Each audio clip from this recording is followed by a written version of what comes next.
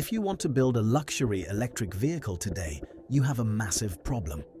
The headlines will tell you the electric vehicle market is a bilateral conflict. The United States desperately trying to re-industrialize against a Chinese export machine flooding the globe with cheap cars. Yet, this narrative is fundamentally flawed. When you look at the most lucrative, high-margin segment of the market, luxury electric vehicles, neither Washington nor Beijing holds the keys. Effectively, the supply chain for premium electric vehicles has been quietly, ruthlessly hijacked by a third player, South Korea. For decades, the engine block was the undisputed heart of automotive engineering. Today, that power has shifted to the battery cell. And while the world was watching Tesla and BYD, three South Korean conglomerates, LG Energy Solution, SK On, and Samsung SDI, collectively known as the Big Three, executed a masterclass in strategic monopolization. They realized early on that they didn't need to build the cars to control the industry. They just needed to control the chemistry that makes those cars viable. The catalyst for this shift was political. The US Inflation Reduction Act, or IRA, weaponized subsidies offering up to $7,500 in tax credits for electric vehicles built with clean, non-Chinese supply chains. Suddenly, Western automakers were desperate. They needed billions of cells that complied with these strict new laws. Meanwhile, the Korean Big Three faced their own existential crisis. Between January and May 2026, their combined global market share outside of China dropped to 28.4%, the lowest in years. Chinese firms were crushing them in the budget segment with cheap LFP batteries. But then, Seoul pivoted. If they couldn't win the race to the bottom, they would monopolize the top. They abandoned the low-end market and threw their entire industrial might into the high-margin, high-nickel segment. It was a massive gamble, but it worked. Today, South Korea has transformed the battery from a simple technical component into a sovereign geopolitical shield. The bottleneck in the electric vehicle supply chain is not lithium, it is physics. While Chinese manufacturers like CATL and BYD have flooded the mass market with lithium iron phosphate, or LFP batteries, these cheaper cells have a fatal flaw for luxury automakers. They are simply too heavy and hold too little energy to power a premium vehicle. For a luxury SUV to achieve massive range and sports car acceleration, it requires an entirely different chemistry. It requires high-nickel batteries. Specifically, it demands NCM or NCMA chemistries, blends of nickel, cobalt, manganese, and aluminum, where the nickel content is pushed to 80 or even over 90%. Nickel is the magic ingredient that dictates energy density. The higher the nickel content, the farther the car can drive. But there is a massive engineering problem. When you push a battery to 90% nickel, it becomes violently unstable. Building a high-nickel cell without it bursting into flames requires an immense level of thermal management and proprietary patent protection. This is the exact technological moat where Seoul operates without rival. Western luxury brands quickly realized they were facing a hard ceiling on their own engineering. To compete, they had to surrender their drivetrains to the Korean conglomerates. In April 2026, Mercedes-Benz capitulated to this reality, signing a massive multi-year agreement with Samsung SDI to supply high-nickel NCM batteries for its next generation of luxury electric SUVs. The Stuttgart giant simply could not scale the technology fast enough internally. Even Porsche, the crown jewel of German automotive performance, made the exact same calculation. For their flagship Macan Electric and Cayenne Electric models sold in critical markets, Porsche fundamentally shifted their supply chain to rely entirely on Samsung SDI and LG Energy Solution batteries. Effectively, the legacy titans of European engineering have been reduced to assembling bodies around a South Korean core. Because Western premium brands can no longer build competitive vehicles without South Korean technology, a massive, invisible ripple effect is tearing through the global supply chain. The Korean conglomerates are not just selling battery cells, they are leveraging their absolute dominance over the automakers to force entire sovereign nations into exclusive geopolitical alliances. And the primary target of this maneuvering is the raw earth itself. The United States government created a massive regulatory hurdle.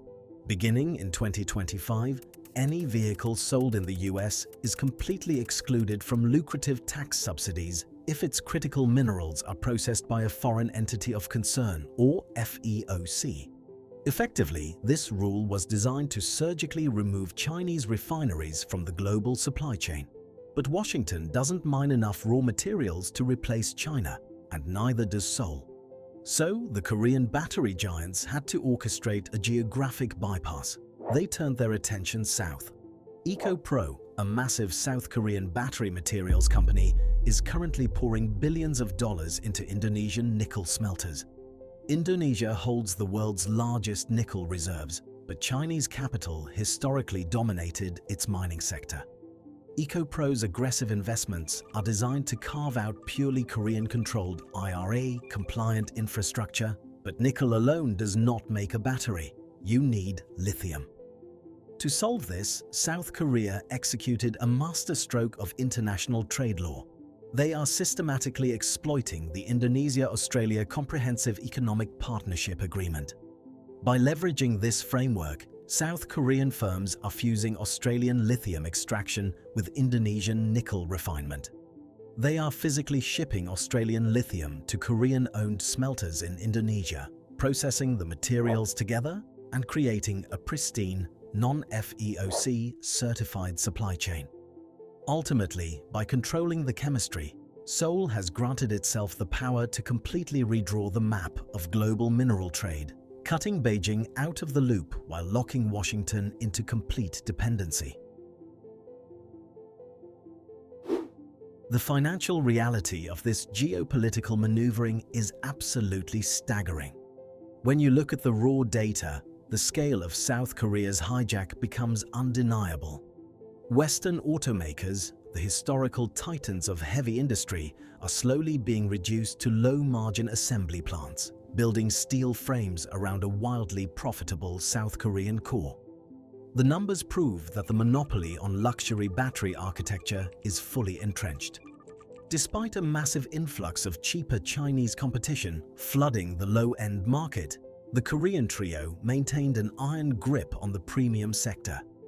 Between January and April 2026, even amidst a global slowdown in electric vehicle sales, these three companies still commanded a 28.7% combined market share of the entire global market outside of China. But market share is only a fraction of the story. The true financial leverage lies in vertical integration. To completely insulate themselves from future tariffs and guarantee compliance with Western subsidies, South Korean battery makers are executing a massive logistical retreat. They are aggressively pulling the highly lucrative PCAM production, that is, the precursor and cathode active materials, physically back into South Korea or into allied free trade partner nations.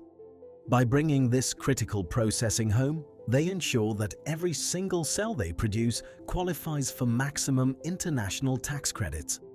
Effectively, the United States is subsidizing the growth of a foreign monopoly, and the automakers have absolutely no leverage to fight back. In the traditional combustion era, a car manufacturer controlled the engine, which represented the vast majority of the vehicle's value and intellectual property. Today, that math has violently flipped. Between 40 and 50% of the total manufacturing cost of a six-figure luxury electric vehicle is dictated entirely by the battery cells and the proprietary battery management system. Essentially, half of the money spent on a German or American luxury car is immediately routed back to Seoul. The transition from the internal combustion engine to the electric motor is often framed purely as an environmental necessity. But look closer, and it becomes clear that this transition did not just change the fuel we use, it fundamentally rewired the architecture of global power. For the last century, global economic vulnerability was dictated by geography. Sovereign power belonged to the OPEC oil states, nations that happened to sit on top of massive crude reserves. Today, that vulnerability has shifted. Power no longer resides in the oil fields of the Middle East, but in the sterile, hyper-advanced tech hubs of Asia that hold the patents for nickel and lithium chemistry. By controlling the intellectual property behind the high-nickel battery, South Korea has achieved something unprecedented. They have taken a technical component and weaponized it into a sovereign geopolitical shield. A modern, six-figure electric Porsche is undeniably a German engineering marvel. Its suspension, its aerodynamics, and its build quality are unmatched. Yet, all of that legacy engineering is fundamentally useless without the chemical know-how manufactured in Seoul. The battery is the inescapable bottleneck of the 21st century. Ultimately, South Korea realized a brutal truth about the future of heavy industry. You do not need to build the cars to control the automotive market. You don't need to slap your logo on the hood, and you don't need to manage massive dealership networks across the American Midwest. It is enough to simply own the one component that nobody else can build. The electric drivetrain is no longer just a motor. It is a hard geopolitical boundary.